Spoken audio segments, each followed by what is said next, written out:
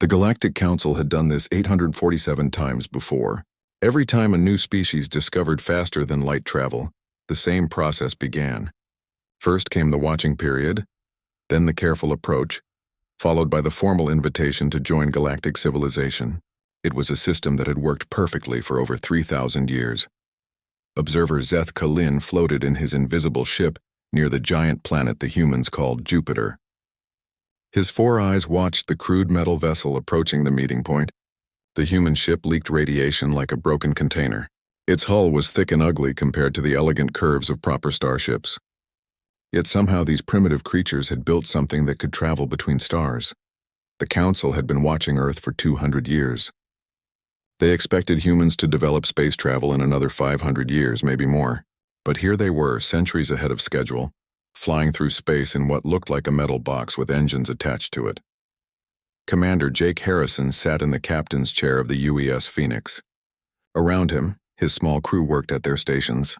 Lisa Carter, their engineer, watched the engine readings with the same focus she had shown for the past 6 months of travel. Dr. Nathan Brooks, their scientist, stared at his screens showing readings from space around them. Amy Torres handled communications, her fingers dancing over controls that could talk to anyone in the solar system. They all knew this might be a one-way trip. Earth's leaders had been honest about that. First contact with aliens was too important to risk, but too dangerous to guarantee anyone would come home. The 4 of them had volunteered anyway. Zeth Kalin activated his ship's communication system. The message he sent was the same one used for nearly 1,000 first contacts. It explained who the Council was, welcomed humanity to the galactic community, and invited them to follow him to a proper meeting place. The translation device would make sure the humans understood every word. What came back made Zeth Kalin's eyes widen in surprise. "Thanks for the welcome, committee," Jake's voice came through the speakers. "We appreciate you taking the time to meet with us. But we should probably tell you right up front that we've been listening to your radio chatter for about 50 years now. We know about the Galactic Council, the major trade routes, and honestly, we have some serious concerns about your waste disposal methods in the Orion sector." Zeth Kalin stared at his communication panel. This had never happened before. New species were supposed to be confused, maybe frightened, certainly overwhelmed by first contact. They were not supposed to already know about the Council's internal affairs. He quickly sent an encrypted message to his superiors. The response came back within minutes. "Bring the humans to Nexus Prime immediately, but keep them under close observation." The journey to the Council's main station took 3 days. During that time, Zeth Kalin tried to learn more about these strange humans. What he discovered disturbed him more with each passing hour. The humans had not just been listening to Council communications. They had been studying them. Amy Torres showed him a complete map of Council territory that was more accurate than some official charts. Dr. Brooks had compiled detailed reports on 17 different alien species, including biological information that was supposed to be classified. Lisa Carter had somehow figured out the basic principles behind Council ship design just by watching vessels travel past Earth's outer planets. "How did you learn all this?" Zeth Kalin asked during one of their conversations. Jake shrugged. "We're curious. When we detected your signals 50 years ago, we figured it was important to learn as much as possible before making contact. Seemed like basic common sense. But our communications are encrypted," Zeth Kalin protested. "Sure," Amy said, not looking up from her work. "But you use the same encryption methods across your entire network.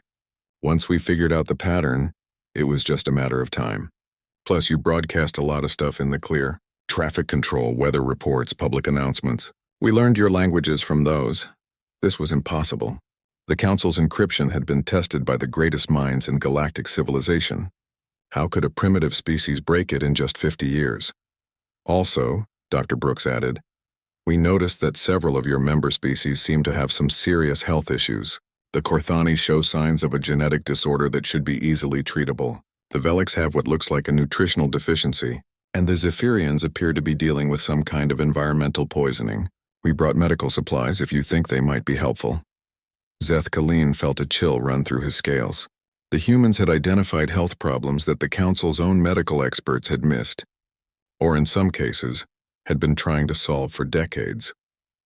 On the second day of their journey, Something went wrong with Zethkalin's ship.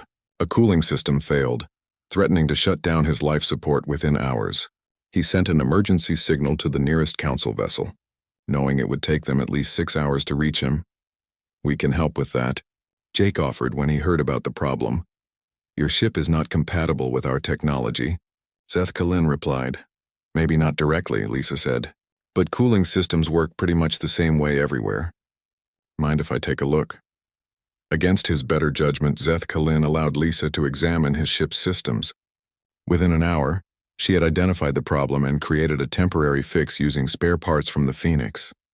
The repair would hold until they reached Nexus Prime. "How did you do that?" he asked, staring at the improvised solution that had saved his life. "Basic mechanical engineering," Lisa replied. "Your system is actually pretty elegant, just overcomplicated. When the primary regulator failed, the backup should have kicked in, but it was waiting for a signal from a control unit that had already shut down. I just bypassed the control unit and connected the backup directly to the sensor array." Zethkalin realized that Lisa had understood his ship's systems better in 1 hour than he did after years of flying it. By the time they reached Nexus Prime, Zethkalin had filed 3 emergency reports with the Council. These humans were not like any species they had encountered before. They were practical in ways that seemed almost alien to galactic civilization. They solved problems with simple, direct methods that worked better than complex solutions. They shared information freely, offered help without being asked, and seemed genuinely interested in making things better for everyone. As their ships docked at the massive station, Zethkalin watched Jake and his crew prepare to meet the Council leadership. They showed no signs of being intimidated by the size and grandeur of Nexus Prime. If anything, they seemed excited about the opportunity to learn more and help where they could. For the first time in his long career, Zethkalin wondered if the Council was ready for what was about to happen. Nexus Prime was the largest space station in the galaxy. It stretched across 15 kilometers of space and housed over 2 million beings from hundreds of different worlds. The docking bay where the Phoenix landed was bigger than most human cities. Crowds of aliens gathered to watch the newest species arrive, expecting to see another group of confused primitives taking their first steps into galactic civilization. Dr. Nathan Brooks stepped off the ship first, carrying a bag full of scanning equipment. Before his feet touched the deck plating, he was already taking readings. His instruments beeped and clicked as they recorded atmospheric composition, gravity levels, radiation signatures, and biological traces. Within 5 minutes, he had identified the homeworld characteristics of 12 different species just from the air samples in the docking bay. "Fascinating," he said to Lisa Carter as she joined him. "Look at this construction. Beautiful design work, but they prioritized form over function. See how those support beams curve up toward the ceiling. Gorgeous to look at. But I could increase the structural integrity by at least 30% with some basic cross-bracing." Lisa was already examining the docking clamps that held their ship in place. Her engineer's eye caught details that others missed.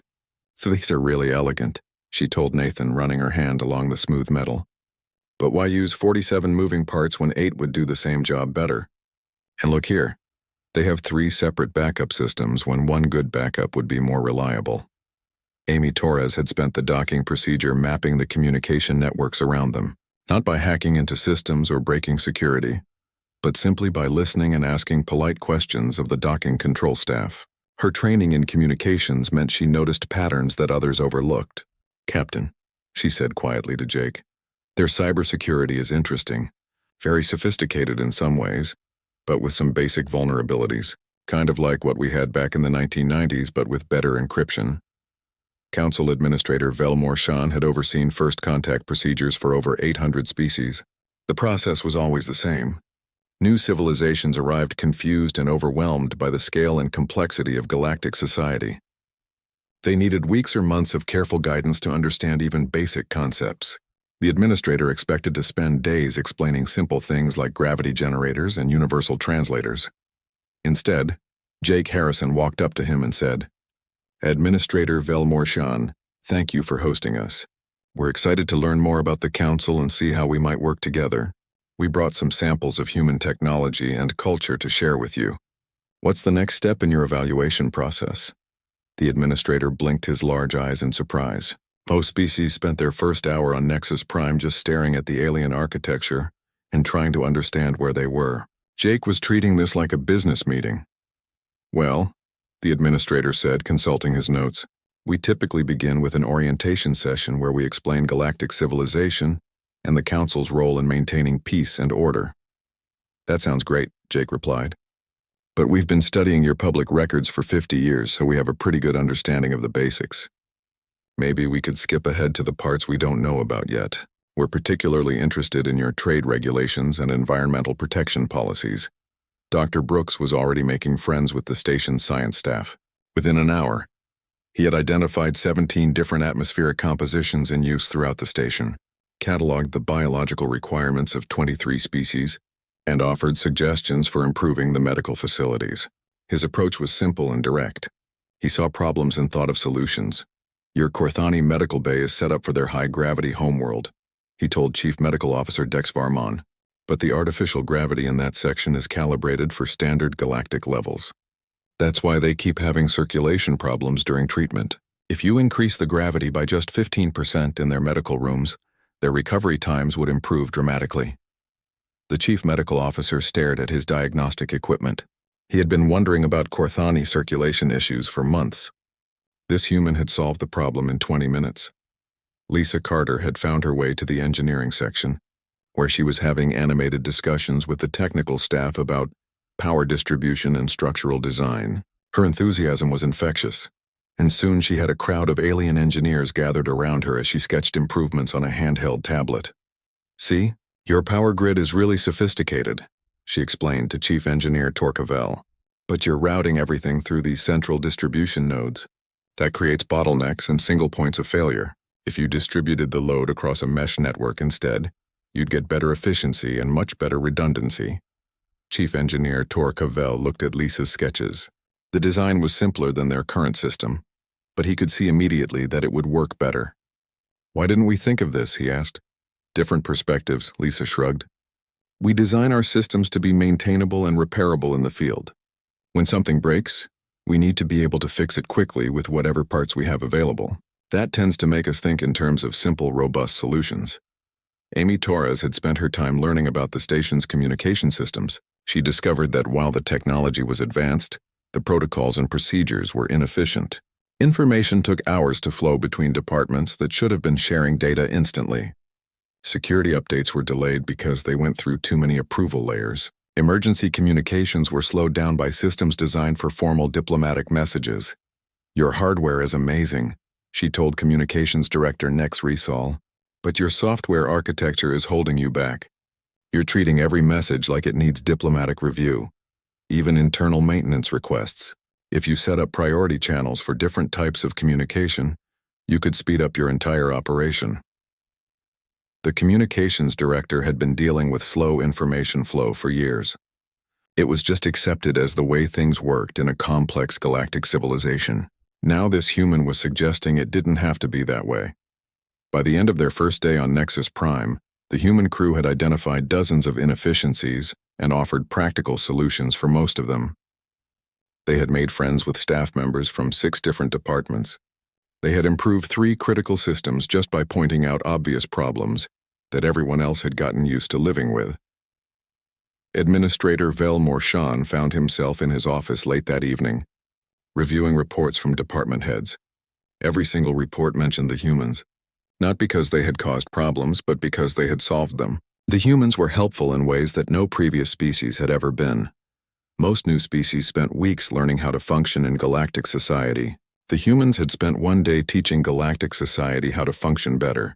This had never happened before in the Council's long history.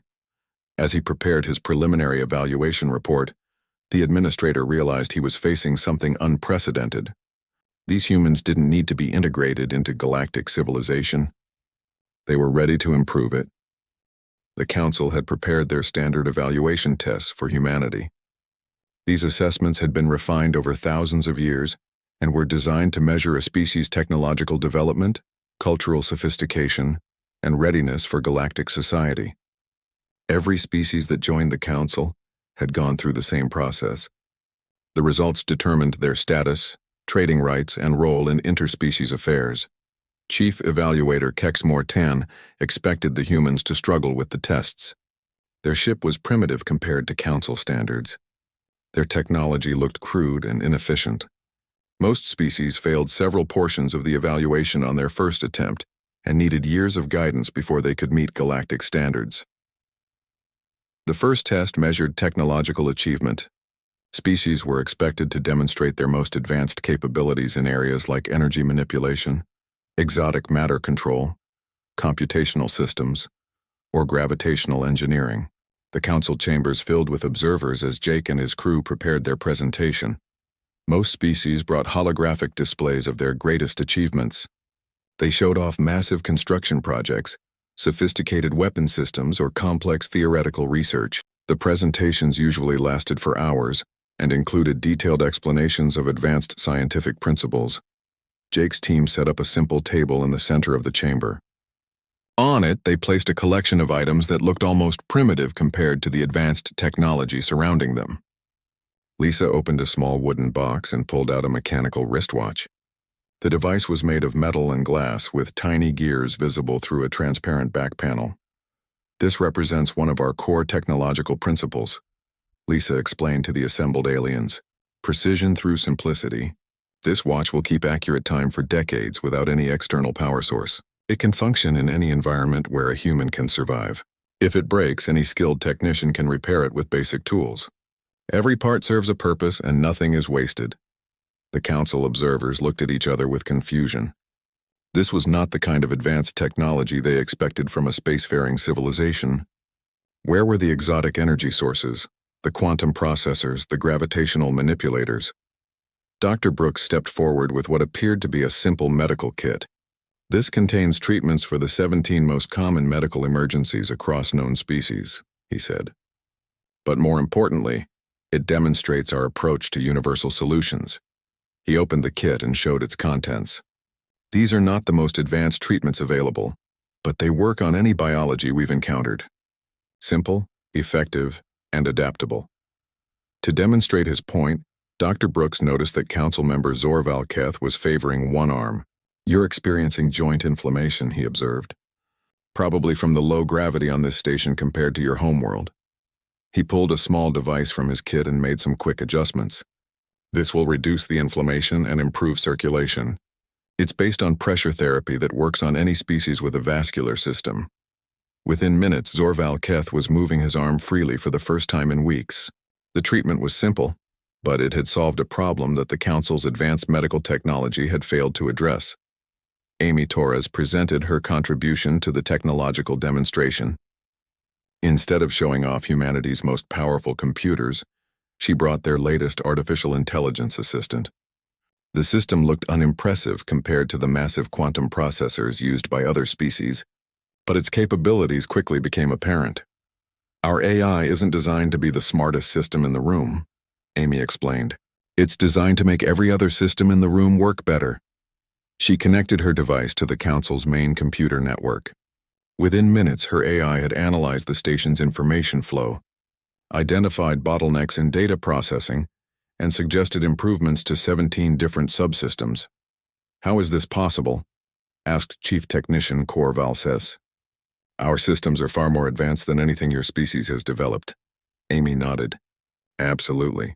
Your hardware is incredible, but you're not using it efficiently. Our AI doesn't try to replace your systems. It learns how they work and finds ways to optimize them, like having a really good mechanic who can make any engine run smoother. The results were immediate and measurable. Communication between departments sped up by 22%. Power distribution became more efficient. Even the food preparation system started working faster and more reliably. The second test involved problem-solving and diplomatic skills. The Council presented humanity with a complex scenario that had been troubling them for decades. Two member species, the Korthan Empire and the Velix Federation, were locked in a bitter dispute over mining rights in a resource-rich star system. The conflict had defied resolution despite years of negotiation by the Council's best diplomats. Chief Evaluator Kex Mortan spent 40 minutes explaining the history of the dispute, the cultural differences between the species, the economic factors involved, and the various failed attempts at resolution. The scenario was designed to test a species' understanding of complex interstellar politics and their ability to navigate delicate diplomatic situations. Jake listened carefully to the entire explanation, asked 3 simple questions, then outlined his solution in 5 minutes. "The problem isn't really about mining rights," he said. "It's about respect and recognition.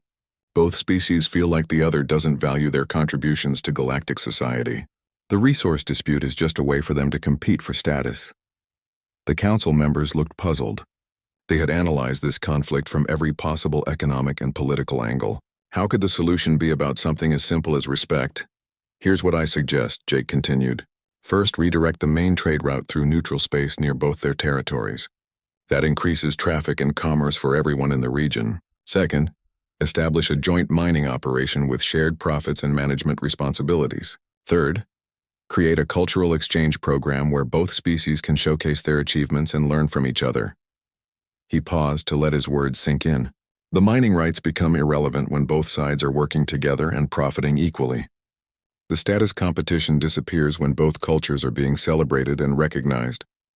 Instead of fighting over resources, they're collaborating to develop them."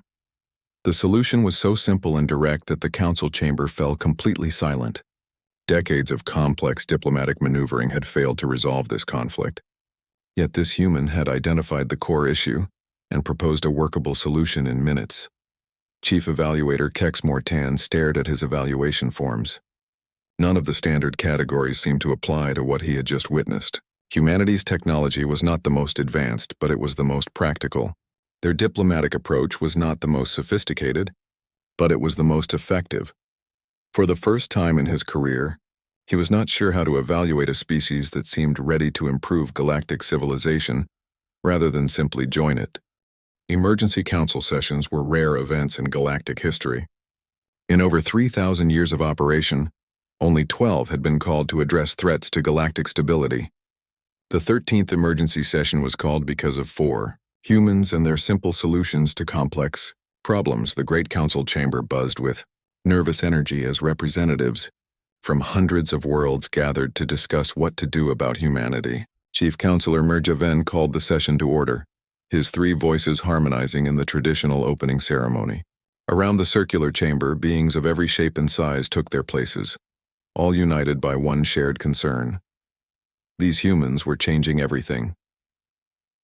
Intelligence Director HFY War presented his report first. His team had spent days analyzing everything they knew about human civilization. The results were disturbing in ways that no previous species evaluation had ever been. "They have been observing us for 50 of their years," he began, his tentacles writhing with agitation. "During this time, they learned our languages, mapped our territories, studied our technologies, and identified weaknesses in our systems that we did not know existed. This was not espionage in any traditional sense. They were doing research before making contact." Counselor Tex Ravin from the Outer Rim territories raised a concern. "How did they break our encryption so easily?" "Our communication security has protected Council operations for millennia. They did not break it," HFY War replied. "They understood it. The human communications officer explained their method to me. They started by analyzing our public broadcasts, learned the basic structure of our languages, then applied pattern recognition to our encrypted messages. According to her, we use elegant but predictable encryption methods, beautiful in their complexity, but following logical patterns that can be decoded with enough time and processing power." The chamber filled with worried murmurs. Their most secure communications had been treated like a puzzle by these primitive beings. Military Assessor Kolse Tron presented his evaluation of human defensive capabilities. His report was even more unsettling than the intelligence analysis. "Their ship construction appears primitive," he admitted, "but their tactical thinking is sophisticated. When I asked the human engineer about their defensive systems, she casually mentioned that their ship's reactor could be overloaded to create a fusion explosion equivalent to our heaviest weapons. She described this as a safety feature, not a weapon system." The military assessor paused to let this information sink in. "Every human system is designed with multiple purposes. Their medical equipment can be used for biological research or chemical analysis.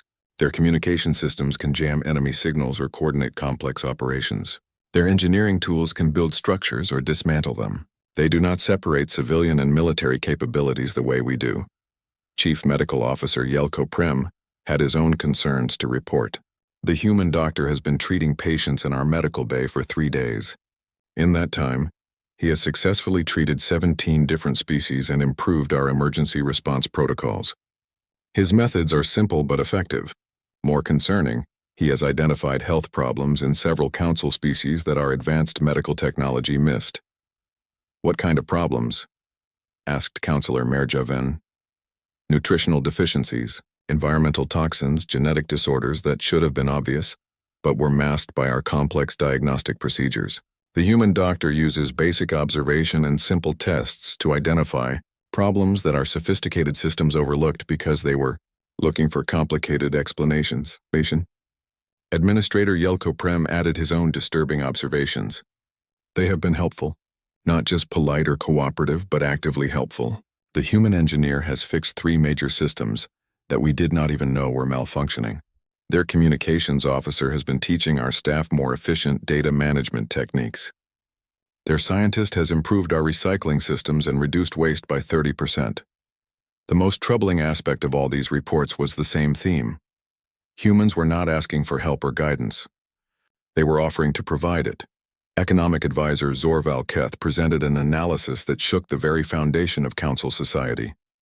If human methods are applied across our territory, we could see efficiency improvements of 20 to 40% in most major systems. Energy costs would drop significantly. Communication delays would be reduced. Transportation networks would operate more smoothly. The economic benefits would be enormous. But what would this mean for our existing contracts and agreements? Worried Trade Coordinator Velmor Shan. If human improvements make our current systems obsolete, entire industries could collapse overnight. The debate that followed was unlike anything in council history. Some members argued that humanity should be welcomed immediately and given significant roles in galactic governance. Others insisted that these newcomers were dangerous, precisely because they were so effective at improving everything they touched. They question our basic assumptions, complained. Cultural analyst Dex Varmon.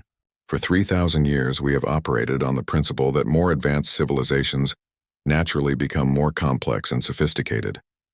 Humans prove the opposite. They achieve better results through simpler methods. Chief Counselor Merjaven tried to maintain order as the debate grew more heated. The question before us is not whether humans are capable or intelligent. Clearly they are both.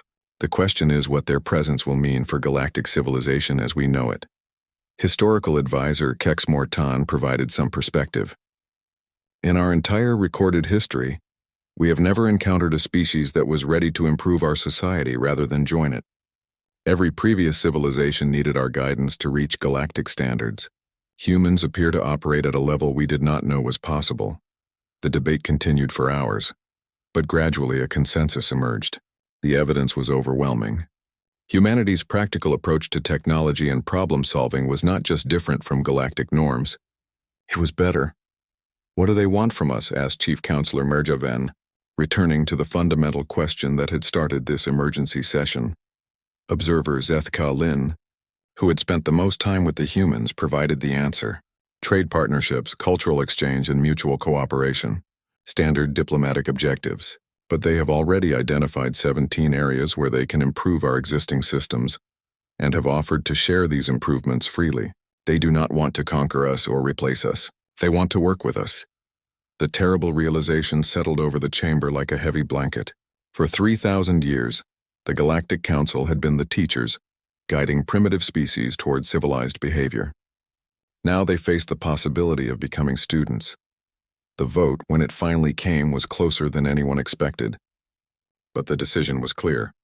Humanity would be welcomed into galactic society, but with an unprecedented classification that had never been used before. Development partners. The Council's decision was announced with great ceremony in the main assembly, Hall of Nexus Prime.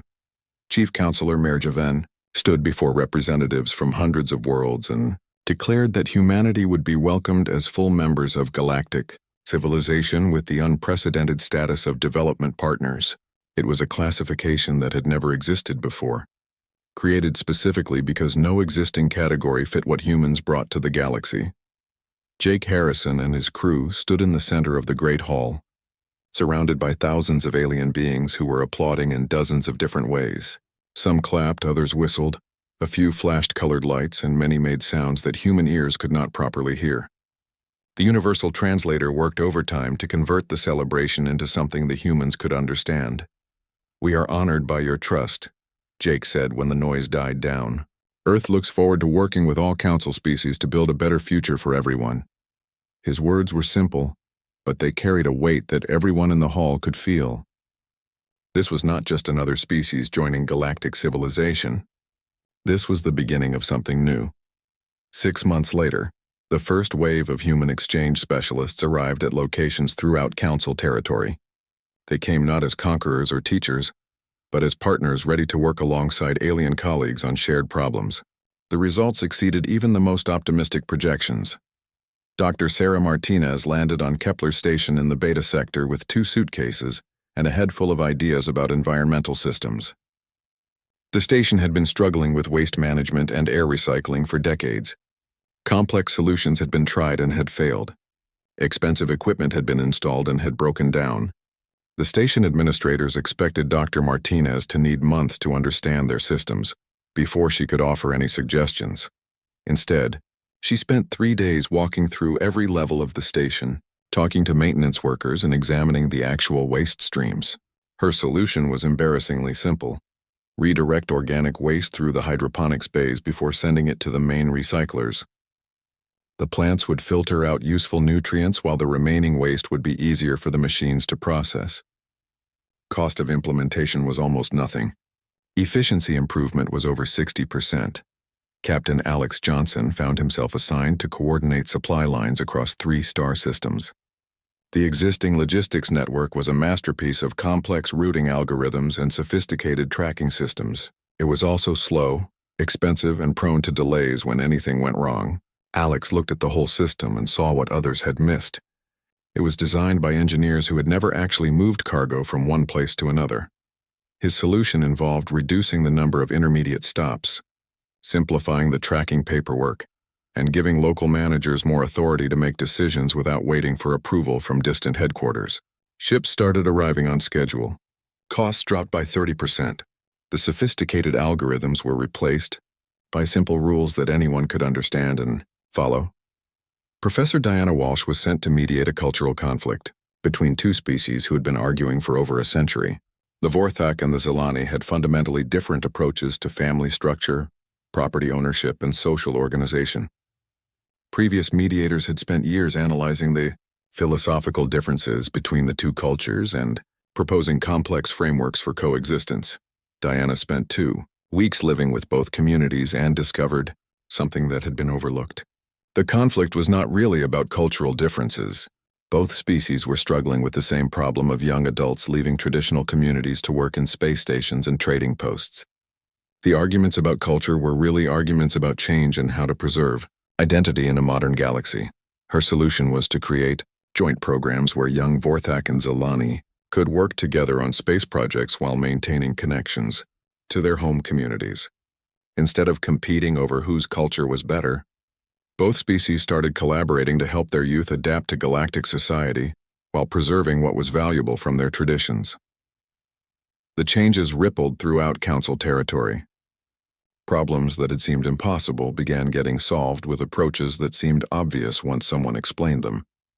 Efficiency improved across hundreds of systems. Costs dropped while quality increased. Species that had been suspicious of each other started working together on shared projects. But the most significant change was not technological or economic. It was philosophical. For 3,000 years, the Galactic Council had operated on the assumption that progress meant increasing complexity and sophistication. Advanced civilizations naturally developed more elaborate technologies, more intricate social systems, and more detailed regulations for everything. Humanity proved that the opposite could be true. Better solutions often came from simpler approaches. More effective systems were frequently easier to understand and maintain. Greater cooperation resulted from straightforward communication rather than complex diplomatic protocols. Chief Counselor Mayor Javen found himself dealing with changes he had never expected. Council meetings that used to take days now finished in hours. because humans had introduced direct problem-solving methods that cut through bureaucratic delays. Economic reports that used to require teams of analysts were now generated by simple tracking systems that anyone could understand. Conflicts between member species were resolved through practical cooperation rather than lengthy negotiations. 1 year after first contact, the chief counselor was writing his annual report to the full council assembly. He struggled to find words that could capture the magnitude of what had happened. Galactic civilization was more efficient, more cooperative, and more prosperous than it had been in centuries. The changes had come not through advanced technology or complex reforms, but through the simple human approach of identifying problems and fixing them. In his private office, late at night when Nexus Prime was quiet, Mayor Javan recorded his personal thoughts for the historical archives. "We spent 3 millennia preparing to guide primitive species toward our level of civilization," he said. "We were not prepared for a species that would guide us toward a better version of ourselves.